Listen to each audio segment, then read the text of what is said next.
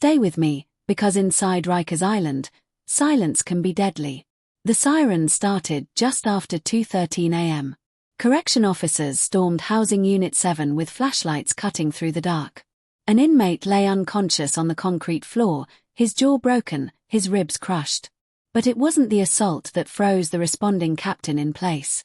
It was what fell from the victim's waistband when they rolled him over, a brand new smartphone, still glowing. Phones weren't just contraband. They were power. Within minutes, the unit was locked down. Cells slammed shut. Inmates shouted through steel bars. Someone yelled, "Flush it!" Another voice screamed, "Too late." Captain Elena Ruiz had worked Rikers for 15 years. She'd seen homemade knives, smuggled pills, even bribed staff. But this was different. The phone wasn't some cheap burner. It was the latest model, fully charged, encrypted, and loaded with numbers. And when Ruiz scrolled through the call log, her face drained of color. The same outside number had been contacted over 40 times in the past week. That number belonged to a corrections officer. 3 weeks earlier, Marcus Reed arrived at Rikers on a low-level charge. 26 years old. First offense. He kept his head down, learned the routine, and avoided eye contact. But he noticed things. Certain inmates ate better. Some had fresh sneakers. One man streamed music at night through tiny wireless earbuds. Guards searched cells randomly, except for 3 specific ones at the end of the tier. Marcus shared a cell with Devon D. Block Harris, a quiet man with expensive commissary snacks and visitors every Sunday. Packages came in heavy. They left light. One evening, Marcus saw it clearly. A laundry cart rolled in. A guard tapped it twice. Devon reached inside the folded sheets and pulled out a vacuum-sealed bundle the size of a paperback book. Devon noticed Marcus watching. "See nothing," Devon said calmly. "You stay breathing." Marcus nodded. But he didn't look away fast enough. 2 nights later, the inmate with the glowing phone was found on the floor. And when investigators traced the phone's last outgoing message, it wasn't to the outside number. It was sent to Marcus Reed. "Don't talk." Moments later, Captain Ruiz ordered Marcus brought to isolation. Because buried inside that phone's hidden folder was something far worse than contact lists. It was a ledger. And Marcus's name was written at the top. Marcus Reed had never been inside solitary confinement before. The door shut behind him with a metallic finality that echoed through his chest. No windows. No sound except the faint hum of ventilation. On the other side of the steel door, Captain Elena Ruiz studied the ledger pulled from the confiscated phone. It wasn't handwritten. It was digital, carefully organized, coded with initials and numbers. Dates matched meal deliveries.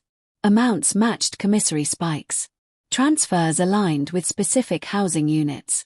And next to several entries, the same 2 letters appeared again and again, MR. Ruiz didn't believe in coincidences. Inside isolation, Marcus replayed the last 48 hours. He hadn't touched the phone. He hadn't taken money. He hadn't agreed to anything. But he had watched. And in a place like Rikers, watching was enough to get you marked. When Ruiz entered the interrogation room, she didn't waste time. "You're either running a distribution list," she said, sliding printed screenshots across the table, "or you're about to become the fall guy." Marcus stared at the ledger. His throat tightened. The entries under MR weren't payments. They were timestamps. Late-night movements. Laundry deliveries. Cell checks skipped. "They're tracking me," he said quietly. Ruiz paused. "Why would anyone track you?" "Because I saw something I wasn't supposed to."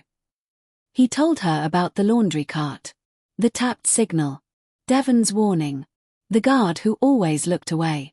He gave her one name, Officer Grant Wallace. Ruiz felt the air shift. Wallace had worked Rikers for 8 years. Clean record. Reliable. Quiet. Too quiet. Before Ruiz could respond, her radio crackled. "Captain, you need to see this. Now." In the evidence room, technicians had cracked another layer of encryption inside the phone. A hidden messaging app revealed photos, clear, time-stamped images of sealed packages stacked in a maintenance corridor. Uniform sleeves visible in the frame. A badge number partially exposed. Ruiz zoomed in. It was Wallace's badge. And beneath the last photo was a scheduled message set to send at midnight. Payment due. Silence guaranteed. Ruiz checked the clock. 11:42 p.m. If that message went out, whoever was on the outside would know the phone had been seized. Evidence would vanish. Witnesses could disappear. Pull the server, Ruiz ordered. But the tech shook his head. It's not on our network. It's routed through an external signal. Inside Solitary, Marcus heard distant shouting. Boots running. Doors slamming. Then the lights flickered once. Twice. And went out completely. Emergency generators failed to kick in. Rikers Island had just gone dark. And somewhere in that blackout, someone was making sure the ledger, and anyone connected to it, would never speak again. Darkness inside Rikers Island was never natural. Even at night, floodlights usually washed the yards in pale white. But this blackout swallowed everything. Emergency radios crackled with overlapping voices. Generator failure in Sector C. Manual locks not responding. We've lost camera feeds. Captain Elena Ruiz moved fast, flashlight cutting through the corridor like a blade. Backup power should have activated within seconds. The fact that it hadn't meant sabotage. In isolation, Marcus Reed sat upright on his bunk as the lights died. The silence felt wrong. No humming vents. No distant shouting. Just a pause, like the building itself was holding its breath. Then he heard it. Metal scraping against metal. Someone was opening cells manually. Ruiz reached the control room. 2 officers stood frozen before blank monitors. System override, one whispered. It's coming from inside the facility. Inside. Ruiz didn't need it spelled out. Whoever built the smuggling network wasn't just moving phones and drugs. They had access to infrastructure, maintenance codes, power grids, blind spots. A message flashed briefly across one monitor before disappearing. Transfer complete. Ruiz's pulse quickened. Transfer of what? No one answered. Down the isolation tier, a shadow stopped outside Marcus's door. A key turned. The lock clicked open. Marcus stepped back as the door creaked wide. Officer Grant Wallace stood there, face lit only by emergency exit lights. You talk too much, Wallace said calmly. Marcus's mind raced. They already know, he replied. The captain saw the ledger. Wallace didn't flinch. The ledger was insurance, not evidence. Footsteps echoed from the far end of the corridor, Ruiz and 2 officers moving fast. Wallace leaned closer. You were never supposed to be part of this. You just noticed patterns. That made you useful. Useful for what? For leverage. Wallace stepped aside, revealing something in his hand, not a weapon, but another phone. This one never touched the system, Wallace said. And it doesn't belong to me. Before Marcus could respond, Ruiz's voice rang out. Wallace! Step away from the cell. Wallace didn't run. He didn't argue. He slowly raised his hands. But the phone slipped from his fingers and hit the concrete. The screen lit up. A live video feed appeared, showing the evidence room. And inside it, lockers were being emptied by 2 masked figures. Ruiz stared at the screen, stunned. Wallace smiled faintly. You're arresting the wrong employee, he said. Then the emergency lights flickered back on. The masked figures vanished from the feed. And when Ruiz looked down again, the phone screen displayed a final message. Route access revoked. The smuggling ring hadn't collapsed. It had just erased itself. By the time federal investigators stepped onto Rikers Island, the official story was already forming. Attempted contraband operation disrupted. Rogue officer in custody. System failure under review. Officer Grant Wallace was escorted out in restraints before sunrise. Cameras captured the image. Headlines followed within hours. For the public, the case looked contained. But Captain Elena Ruiz wasn't satisfied. The blackout logs showed something impossible. The system override hadn't originated from Wallace's credentials. It had come from an administrative access point, one level above his clearance. Someone higher. In the evidence room, inventory reports were clean. Too clean.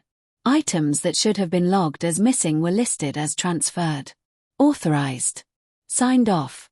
Ruiz checked the digital signatures. One name appeared repeatedly.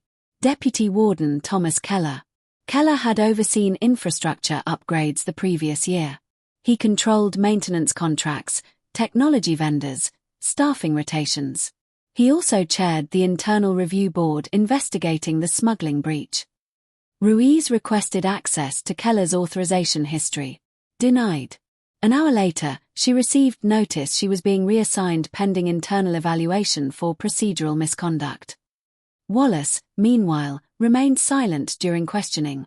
No confession. No resistance. Just one sentence repeated calmly. You stopped the branch, not the tree. Marcus Reed was quietly transferred to another facility upstate. His record amended. Protective status listed, but no explanation provided. 3 weeks later, a federal audit cited insufficient evidence of broader corruption. Wallace accepted a plea deal for contraband distribution and obstruction. 8 years. Case closed. Except it wasn't. 6 months after the arrests, a journalist filed a Freedom of Information request. Buried in the response was a single overlooked attachment: power grid maintenance logs from the night of the blackout. The override command had been initiated 12 minutes before Wallace entered isolation. From a secured administrative terminal. Assigned to Deputy Warden Keller's office.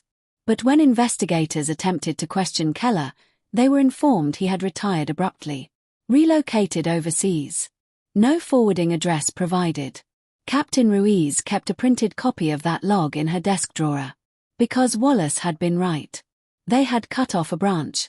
And somewhere beyond the walls of Rikers, the tree was still standing, roots deep, quiet, and waiting. If you think this story was intense, you're not ready for the next one. Hit subscribe so you don't miss it.